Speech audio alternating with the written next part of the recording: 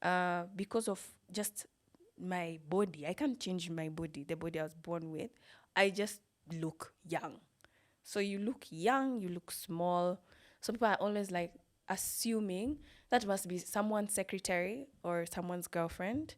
And so they dismiss you immediately. Yes. I've been dismissed so many times. Someone is actually having an appointment with me and they think I'm the receptionist. And they're like, I'd like to meet Nerima. And I'm like, okay, let me go and find her.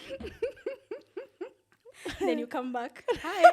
So your husband ran as the MP, MP. Mathare, using the UDA ticket. Yes. And my assumption was that you were supporting Azimio while he was in UDA. So I was like, this is such a democratic family. Wow. It was tough because when he decided to vie, initially he was in ODM. And I think my husband has had, one interview about this. And also it's for people to know he spent a lot of money. He spent almost 7 million on the election. Yes. And also realizing that I can see why young couples don't make it After.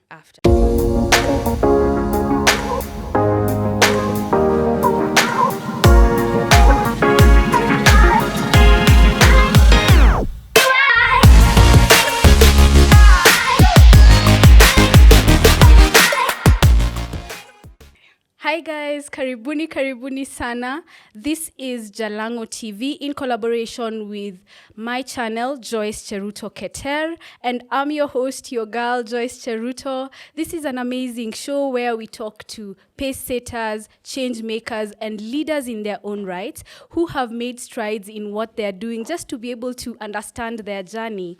And for those who have been subscribing and listening in, asanteni sana for the support. And for the new subscribers, karibuni sana. And we hope we will inspire you to be the change that you want to see. Now, today, you guys are not ready because Nerima Wako is in the building. Hi, Nerima. Hi. How are you? I'm doing good. You're good? Yeah. So Nerima Wako is the Executive Director of Siasa Place. It's a youth-led organization where they educate young people on matters governance, the constitution, and elections. So Nerima, you guys are doing an amazing job at Siasa Place. Thank you. You are the youth president. What's on come here? The way I'm out of that bracket, I'm leaving that bracket. No. I am. Bado tu. I am. Staki kwa Mugabe. The youth space, staki. So let's deep dive into the conversation. And I just want to address the elephant in the room. Are you by any chance related to Amos Wako? That had to be the first question. Yes, it had to be. It's just coincidence. Ni jina tu. No. I am. He's my uncle. So my dad and him are brothers. But, in African families, that's your father. Yeah. So, yes. Baba mkubwa, baba mdogo. Exactly. Baba mkubwa. Baba mkubwa. Nice. So for me, Amos Wako is someone, in the history books that we will not miss him in the history books because he served as the 4th Attorney General with over 20 years serving for 2 presidents, Daniel Toroitich Arap Moi and Mwai Kibaki. And at very historical points because he served during the establishment of multi-party democracy, and when he was leaving, it was during the promulgation of the 2010 Constitution. Yeah. So I'm wondering, with such a formidable force, how was it edging out a name for yourself and just shaving off the Amos Wako tag? I love that question that you've asked. And first, it's to appreciate that you recognize the shading off. Because for me, I still feel like the name does follow me around. And as much as I have built a persona of my own, it was still difficult to do so. And I didn't realize who my uncle was until class 8. And it was class 8 because when we were doing the exams for our index numbers, KCPE, Of course, when you do the exam, they sit you according to your index number. So I remember we were in a class, we had many streams. Na unajua wakati mnafanya hiyo mtihani, you're put in a big hall, right? And so I remember the teacher reading out our names loudly. And so me, I was index number 17. Clever girl. I tried. So when I had, when my last name was said, that's now when I saw, the other streams being like, like murmuring, like, I she. And so I feel it was from that moment. Now you're like 12, 13, you're like, Kwani this name. And so you're used to seeing your uncle as an uncle. Yeah. So when you'd go to his house or family gatherings, he's your uncle. Yeah. And so he would joke with you and all that. So you don't see him as this huge persona that's on television. And you have another side to him that, the rest of the country is not privy to. Of course. Yeah. So I feel when Siasa Place started, it's now when I started getting, really linked to that name now completely. And people being like, oh, you're definitely his daughter. You're just, doing this to spend some of his money, his corruption money, and just trying to bully you. Yeah. And also the stereotype that you come from a very privileged background.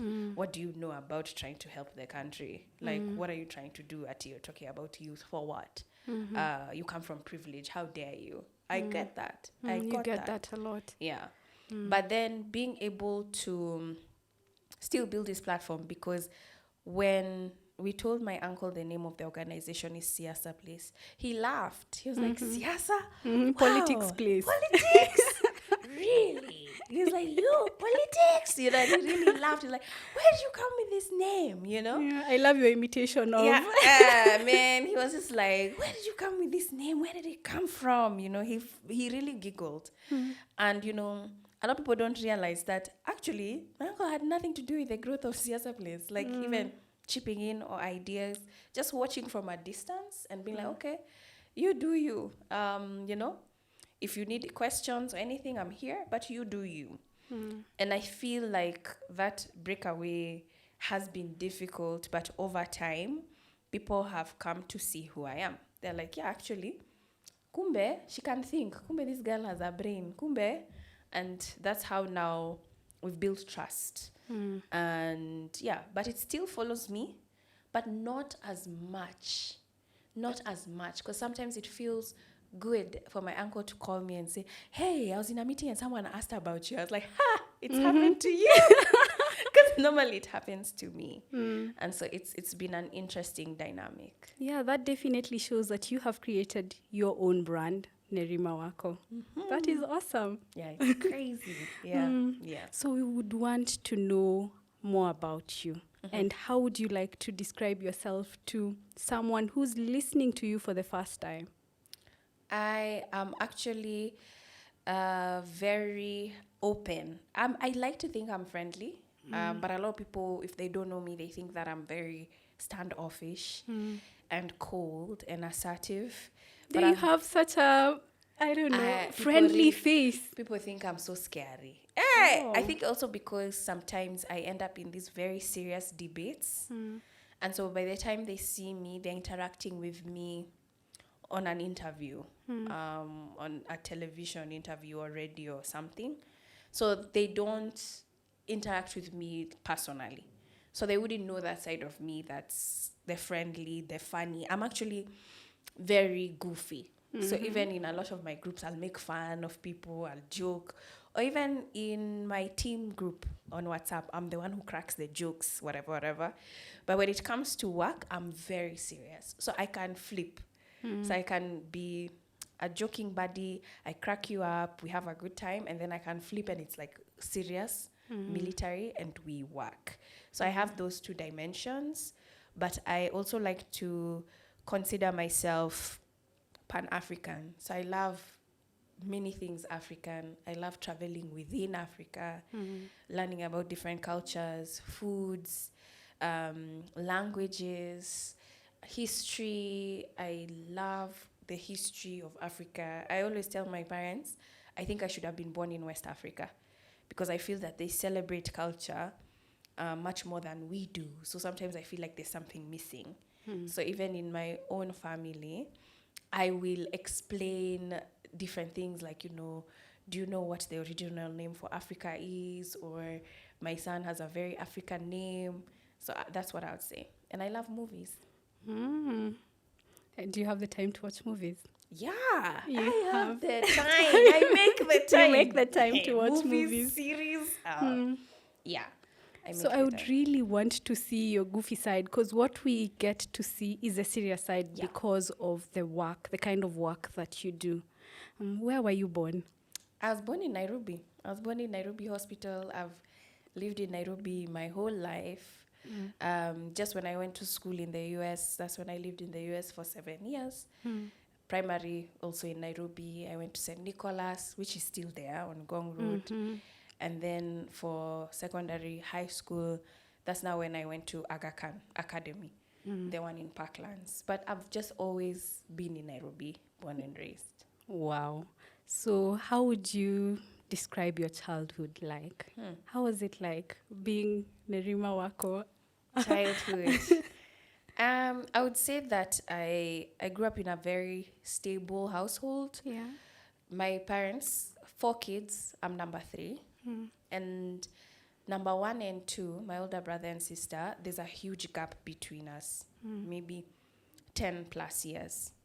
And so I feel when my parents had me, they knew, like, we're older, we have a 10-year-old and a 13-year-old. We now know in terms of raising a child, what we want to expose them to and when.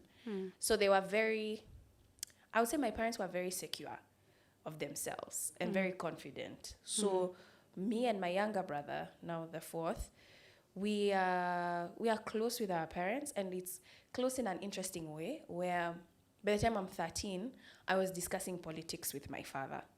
Oh, yes. wow. And he would care about my opinion. We would be watching CNN, and he would You would watch CNN at 13 years 13. old. I started at 10. When some of us were watching Trace TV or something like That's the thing. So he would ask me questions on world politics, and we would have discussions on what's going on globally. So I started that pretty young. Wow. And so I noticed that my parents, they began to conversate with us as young adults early in terms of responsibility. So we were not chapward like as kids that you are being beaten. We were not. If you did something wrong, they would discuss with you. Like, what do you think you did wrong? How do you think you should be punished, and why are you being punished? Was very clear. So we also traveled a lot as kids, and I remember as early as maybe 15, 16, my father used to work for the aviation industry. So he used to get flights at a discount. So it allowed us to travel a lot. Yeah. And so by the time we were 15, 16, me and my brother, we went to France. Yeah. And he just, gave us each 100 euros. You go for 2 weeks. And we lived with my aunt. Yeah. On your own. Yep. Wow. Yep. But my auntie was on the other side. Yeah, to receive you. But just to experience that travel, experience culture, experience what it's like to live in another country and have a holiday in another country without my parents. I think that's where I'm saying my parents were a little bit ahead of their time. Yeah, for sure they were. And I'm just wondering, is there a childhood memory that you look back on and you think there are some values that you get from those memories and you think it has shaped the person that you are today? Yes, for sure. I think we were raised in a home that had a lot of discipline, not being beaten, but understanding the importance of routine and schedule. So my mother, no matter what, every Sunday we went to church, even if it was raining. And, you'd ask her, why it's raining? She'd be like, sometimes it's raining and you have to go to work. Yeah. Schedule remains schedule. And so we learned routine quite early. And that has created discipline for me, because I've found out, or I've realized that a lot of times things work because of consistency. A lot of young people don't have consistency and discipline, and those are some of the foundations that you need to build anything. And you can only have consistency if you have routine. And also, the other thing that we were raised up with was, I don't know how my parents instilled humility. Because when I look at my siblings, like, you wouldn't know the kind of upbringing we had unless you asked us. Yeah. So we're not showy, we're not flashy. We believe in getting to know an individual. We will talk to everybody the same way, from somebody extremely rich to someone who we would consider poor. We treat them the same. So I would say that we're all kind, and I think that is something that's so hard to instill, and it's something that I'm hoping to instill in my children, but it's something that we all have, where we recognize that some people are born in privilege, and with that privilege, what are you going to do with it? So each of us, we give back to the community in our own ways. My younger brother has a foundation for people with kidney disease. My sister, she pays school fees for a number of children. My older brother, he supports a number of families. All of us, just in our own, because we feel like, yeah, this is what you're supposed to do as a human who has access to privilege. Yeah.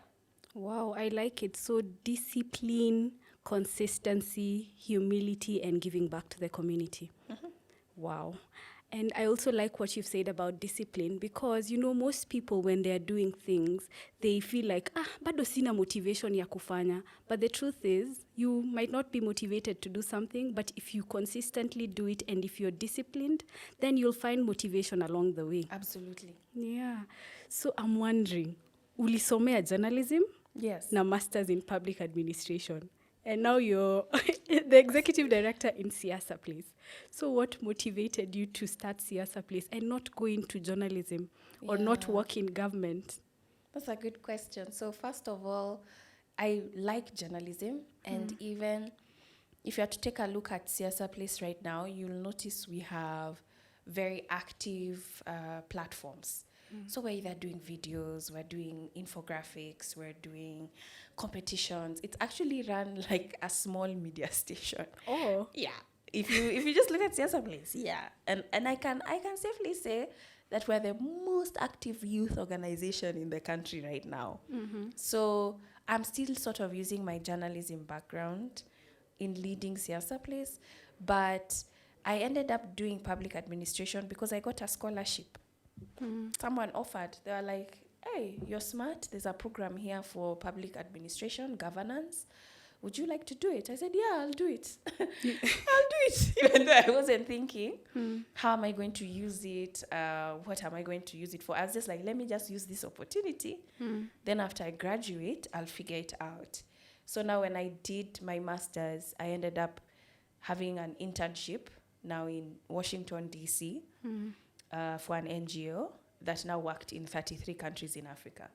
So from there, I would say that's where my journey began, where I was working on youth programs, but I was supposed to work on African youth programs, but I was hardly meeting African youth. Majority of the staff were white. And then you're just like, how come? Like that. And I'm like, where are the youth groups? Yeah. And so I began to question, where are the youth groups in Kenya? In Kenya, yeah. So that's now when I came across Youth Agenda, Youth Alive Kenya. And so when I came home after I graduated. And you saw a gap. Yeah. I saw a gap. And so Siasa Place actually just started online. I was like, I'm seeing a gap. I'm not seeing young people discussing current national affairs and where their voice is on national affairs. And so that's how Siasa Place started on Twitter. Just and discussing. Young people really didn't care. I'm feeling like at that time they really didn't care There about very for few. politics. Yeah, there were very few. Like those who cared, they were in political parties or working with politicians. You have those who are passionate about it because of their surroundings. And then you have those who might have an interest, but they don't have a group to connect with. So even when we started online, it started like, I don't want to say like a joke, but it started like a small thing. Like, let's see who would be interested in these conversations. And then we found out so many people were. And then it began to grow from there. Like, okay, let's now have the conversations physically. Okay, let's have them in Maseno. Let's have them in Nakuru. Let's have them in Kericho. Before we knew it, it was growing and growing. Then we decided to form an organization. And as you're having that conversation, you would see the youth who are engaged and they liked it. Yes. Many. We were like, wow, this is actually something that young people actually want. The problem is the platform. It's not there.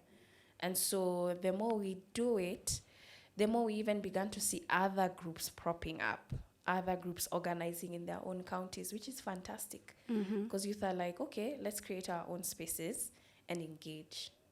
Wow. So I like the journalism bit, because let me tell you, in the world that we live in right now, the social media world, I feel like Siasa Place will prosper with your journalism degree. Amen. Amen. First of all, they're on TikTok. I'm not on TikTok yet. And I was being told yesterday, like, hey, we've reached 5,000 likes. I'm like, wow. On a post? On a certain post? And I'm like, oh, I need to join TikTok. Then I'm like, I don't know how to join. I'm not going to do this now.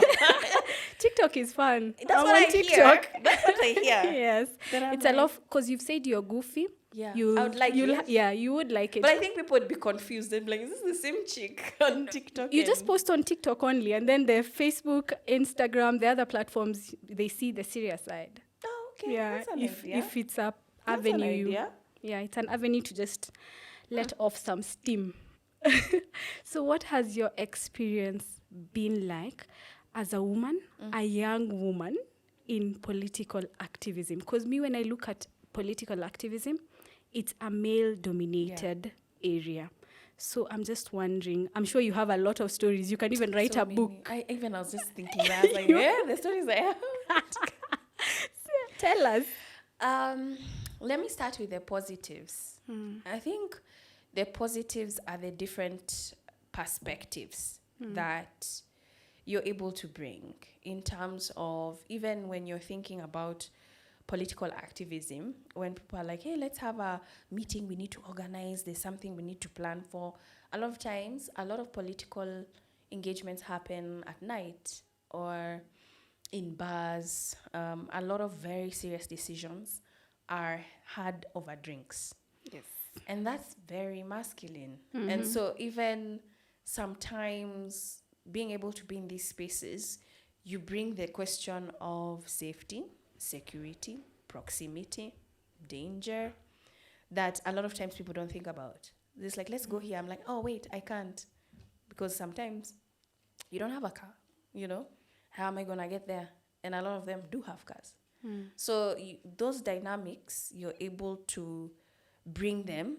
And hopefully if you're working with people, because I've met amazing people that have helped me along the way, who are willing to come to a compromise and be like, yeah, actually, we didn't think about that. Let's have some of the engagements earlier. Let's have them here.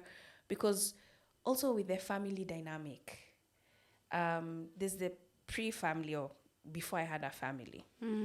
I was able to, stay Have up the late, work, and not necessarily feel that I am missing out or I need to be doing something else on this end. Yeah.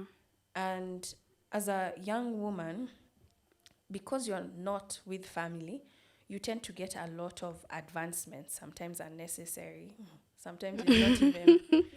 It's annoying. Yes, it is. So you have to now build a persona of, hey, this is the chick, by the way, hapendangi maneno. A standoffish sort of, You have to now create this standoffish persona, which, again, pros and cons. Because people are like, I don't want to work with that chick because she's so difficult. Yeah. So women are called difficult.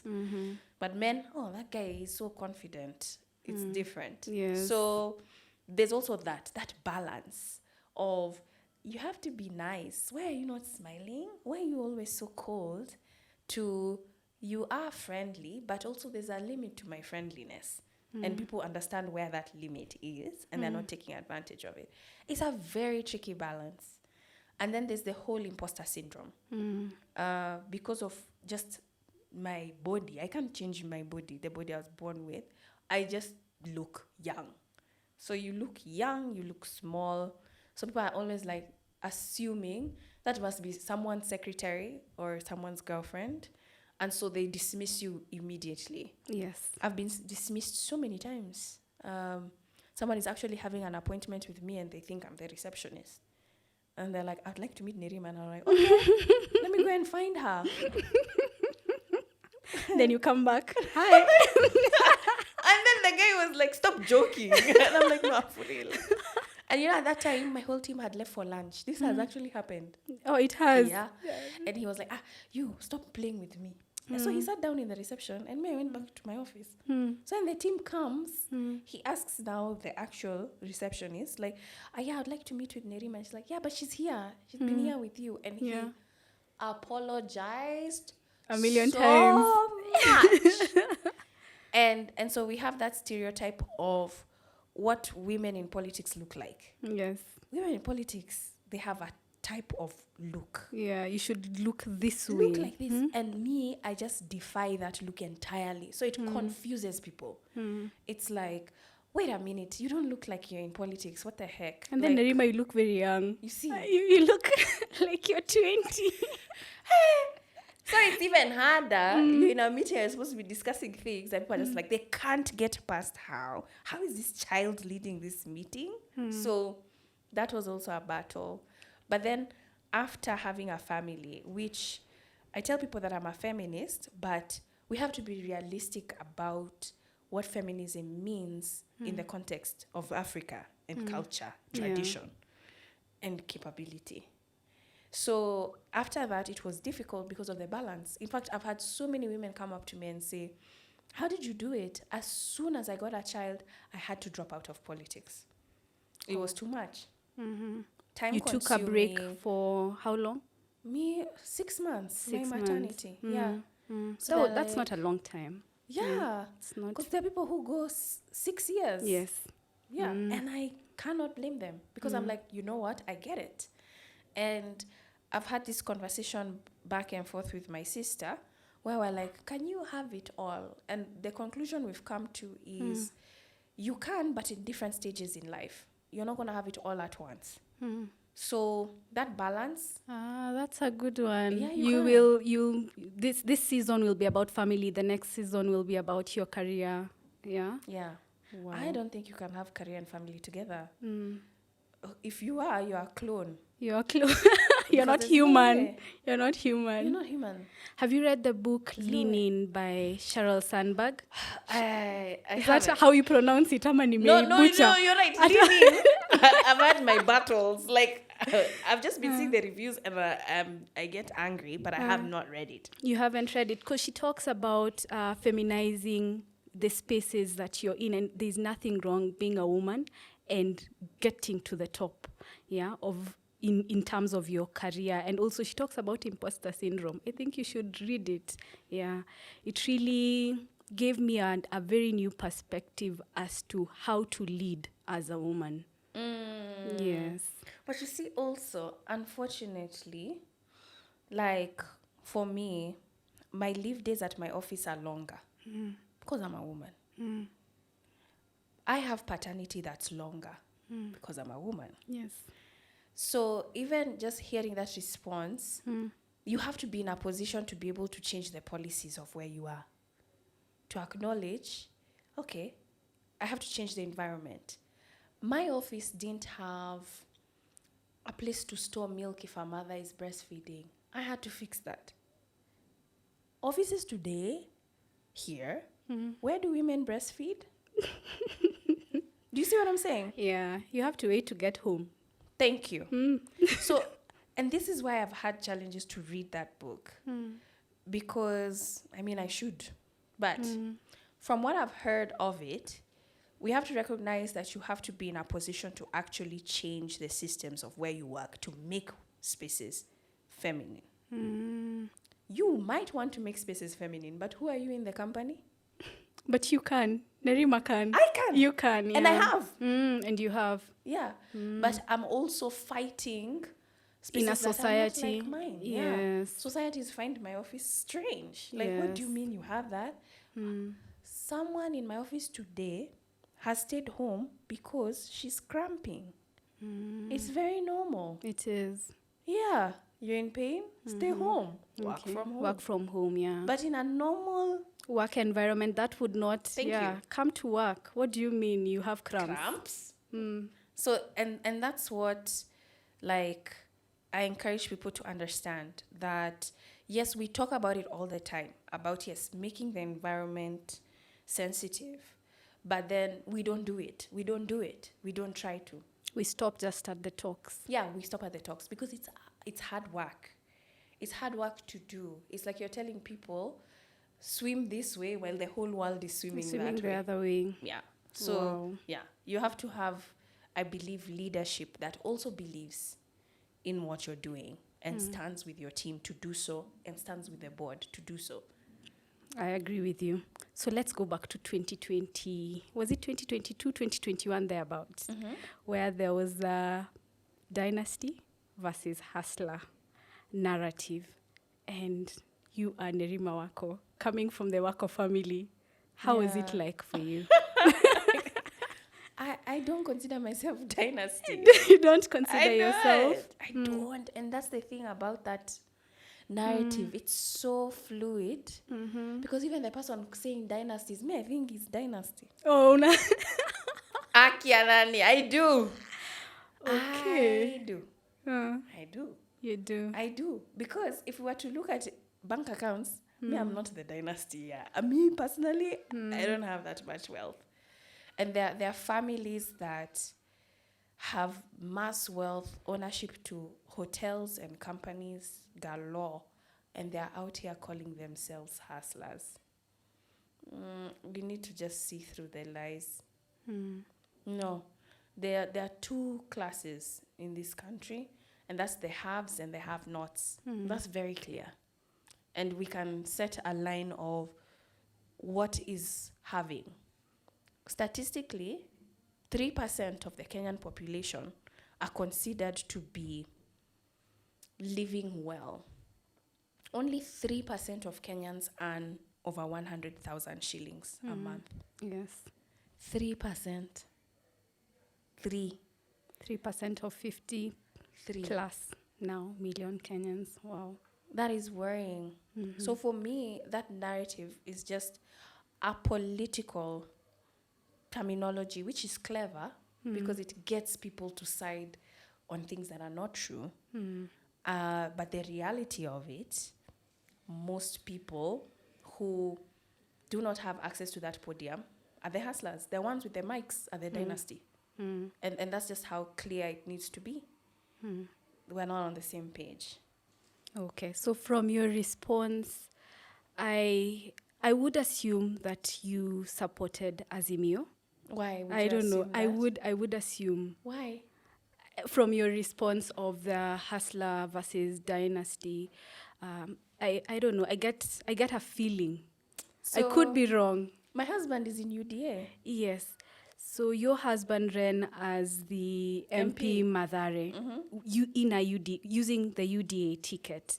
Yes. And my assumption was that you were supporting Azimio while he was in UDA. So I was like, this is such a democratic family. Wow. Am I wrong? I don't know if I support Azimio fully. Like, I feel even the way I voted, it was so zigzag. It was all over the place. Oh, okay. Like, I went like this. I wasn't on one particular side. You're supporting what people stand for rather than the party or the coalition. Exactly. Okay. So I find it so hard to say that, yeah, I'm Azimio, yeah, I'm UDA. I'm following the person that I voted. And whether they are following the promises that they made or not. But a lot of people have that assumption of us. But I love it because it can show that you can have diverse views on politics and still Live in the same peacefully. house. raise a family. And Yes. it's okay. Have kids. Yeah. Like, we need to stop acting like we can't interact with each other. Yeah, and tolerate different people having different views. Exactly. Yes. We can. So And we how was should. 2022 like for your family in the Yeah. campaign period? Just take us through how it was like for your family campaigning up to the announcement of the MP, Madare. Yeah. Thus, of course, a very big blow to your husband, and also just up to now the Supreme Court ruling, everything. We would want to know Wow. that period. Yeah, what were you going through? It was tough because when he decided to vie, initially he was in ODM. And I think my husband has had, one interview about this. And also it's for people to know he spent a lot of money. He spent almost 7 million on the election. Yes. And also realizing that I can see why young couples don't make it After. If we didn't have a plan, I'm grateful that we have friends who, kept whispering in our ear, hey, wekeni pesa kando. Yeah? And just to Wekeni put pesa it kando. into perspective, 2022 just comes after COVID, meaning businesses were not making money. So 7 Yeah, million 7 shillings, million. that's a lot of money. Yeah. And so the good thing is, like, the only way we were able to remain afloat was because of that planning in terms of, what will we fall on in case this doesn't go through. Yeah. And so I'm glad that we had that. But for couples or families that don't, because we like to say this person vied, they vied with their family. Yeah. Because you also go through the trauma of being insulted in WhatsApp group, being insulted on Facebook groups. They come for you, they come for your kids sometimes. And then you also have, you don't see your partner because they're campaigning until 2 in the morning. They come home, they sleep, they're out by 6 in the morning. So you hardly see them for almost 3 months. Yeah. And it can really put a strain on relationship. So I'd say initially he was in ODM, and then when he chose to leave, I think a lot of people were shocked that he didn't join an Azimio party. And when he went to UDA, that's when the insults came. Like, people really insulted him. I think it was more shocking that he was Luo doing that. Yes. And then he was one of the first to do that. And we've seen recently MPs who joined the finance bill. We've seen what's happened to them. Yes. So you can imagine you joining a party and, people say, oh, you're not of that tribe. What are you doing there? You're betraying. Yes. And so to see that, and people keep saying, oh, 2022 was not as tribal as it normally is. I'm always saying that is a lie. It depends where you're looking. Our politics is very tribal. It's still very tribal. The conversation just didn't get onto the microphones, onto the platforms in the public rallies. But if you listened to people after a rally, kwa base, you would know what tribe was. Yeah. That is Yes. true. That is Yes. true, because I was campaigning and I know. Yeah. So it's still there. It's just that people were whispering it in their little trusted spaces and being like, oh, huyo hapana, anatoka hii clan. Lazima hii nini waende hivi.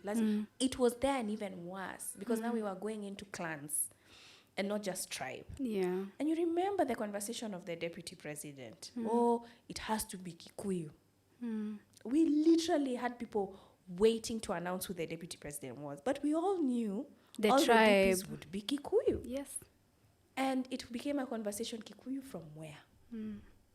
Tuliambiwa ni tongaje numbers. It's about what of numbers? I've even forgotten. I remember this thing. Yeah, we will. Tutakumbuka after. You'll remember if you left. Yes. The tyranny of numbers. Yes. Thank God it came. Anyway, so for us, the election was tough. But I think it was, I don't know, we decided that I wasn't going to be involved in his campaigns. So I never went to Madare. I never spoke. He never involved me in that. And I'm kind of glad that he didn't, because he also didn't want my identity to be mixed up in his. Okay. Because of the work that I do have to be an open platform. I work with everybody. Yeah, you have to be neutral. I have to be neutral. And so it also allowed me to continue with my work in peace. But also at the same time, I know it was hard for him, because as a politician, you want to show, I have a family, I have children, look at them, salimiana watu. So he had to remove because that. family values are very important in our society. Yes. So I know that was a decision that we decided. But then when it came to him getting the ticket, I know he was so happy about it. They had to do that online survey stuff. That was a big milestone, by the way. Yeah, he got the UDA ticket, Yes. imagine. And he was seen as the most popular candidate to get it. And then it came to now him actually going. We voted with his grandmother, his siblings. We all went and we voted. And the counting. Oh my gosh. We're in a room, I don't know how many people. Just seeing results as they are coming and doing the tallying, and some of them you're happy, some of them you're concerned. So you had a tallying center. Yes. So it kept going up and down. And then at some point, we're like, wait, numbers stopped coming. Then at some point, wait, numbers are not making sense. So even if you check, even in the news, Mathare elections, it stalled for a bit, for one night. They stopped counting. And it's because even they found like some boxes were opened, some were tampered with. There was just a whole mess. And there were threats in terms of the presiding officer being threatened to continue. It was a mess. So it was politics being politics. It was a mess. It was a mess. And I remember like the disappointment when they made the announcement and feeling cheated with the way the results came to. And debating whether to go to court or not was a huge discussion we would have back and forth. What was the margin? I think maybe 6,000. Wow, I think that's a 6,000. small margin. Yeah, 6,000. And even for him, I know that he knew that it was going to be tough because it's Mathare and he's with UDA. So I think even his performance was a surprise for many. They were not expecting those numbers over 10,000. They expected a bigger gap. Yeah, they expected a bigger gap. So I think it was a big lesson because we come from a phase where his phone would not be quiet. Everyone is trying to reach him. People are trying to call him to a point where now it's silence, you know. So. I relate. No one is calling. No one is calling. Only your husband and your mother. Okay. You know? Yeah. And so I think that reality check for him shook him because personality-wise, my husband is very outgoing. He's an extrovert, so very open. And so I think it was shocking for him to see like, oh my gosh, like people are just gonna drop me like that, even friends. So we were finally getting out of the period of, coming to terms with, okay, not winning it. And then after the Supreme Court ruling, of course, he was happy about it. It's his party. Yes. And then to him not getting a position, it was also like, okay, that's odd. But he was still hopeful. I think he has a very resilient personality because now he went back to farming, his center, and now he's doing good. Now He's doing good. And the family is now we're out of the rocks, yeah? And sometimes I ask him, are you going to do 2027? He just looks at me like, I don't know. I'm just like, it should be no. me even the question to you would be, do you have any plans to join politics after that experience? No, I was about to say, hell no. Hell no. Like, for sure. For sure. You don't want to run. Na vile tunasema we ni youth president. I don't want to run. You know, me, I'm not like, there's a game in politics that I don't know how to play, which is the people pleasing. Me, I'm a worker. Like, give me an office, I can work behind the scenes and you'll get results. I like results. I'm not here to be someone's friend, to listen to where the party wants us to go. You're being given a bill, pitisha hiki tu, usisome. I can't do that. Like, I need to read, give my opinion on the matter. If I disagree with my party leader will know why I disagreed with you. And I feel like Kenya is not at that point. There are not enough courageous people to disagree. And I think it's only Wamuchomba who was. I feel like all our leaders need to speak up on things that they don't agree with. And you can see how she was treated. So, and that's why I would find it difficult to enter politics because of the politics of our country. Okay. But I think you are the leaders that we need in this country, to be honest. Yes. So what are the life lessons that you have learned so far? So far. In your 30, how many? 34. Just demystify that you're not 20-something. 34. 34. Oh my goodness. Yeah. You don't look it. Thank you. Thank you. I really want to, people say mentor, but I'm really genuine about my mentorship. I actually, if I mentor you, I will mentor through and through, because I feel like there are many aspects of your life that are combined. So for me, what I would say, it has to be consistency. That remains true and true. I have a planner which I follow faithfully. Without it, I don't know where I would be. And a planner. Or you have a planner. Yeah. Wow. I have to write down like my meetings, I have to schedule things to just see what's my day like and what am I doing today.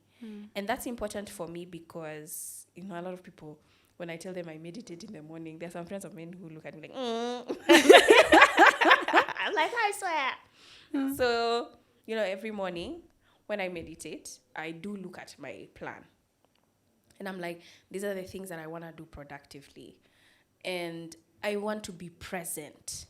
So if I am with you, I will not have my phone. Yeah, because I'm present. Yeah. And that's what I also do with my son.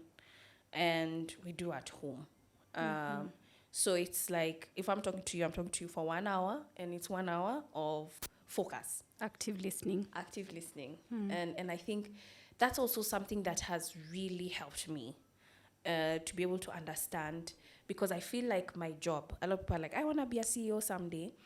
And I say it's a lot of work. One, you work the most, and your hours are very fluid. You're constantly working. You can't say 8 to 5. You can't. You're invited for cocktails, breakfast meetings, travel here, interviews. So you're fluid.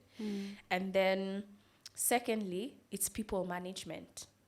You have to understand your team, what inspires, what motivates, what demoralizes, what's missing, what do they need, what do we need to put resources for.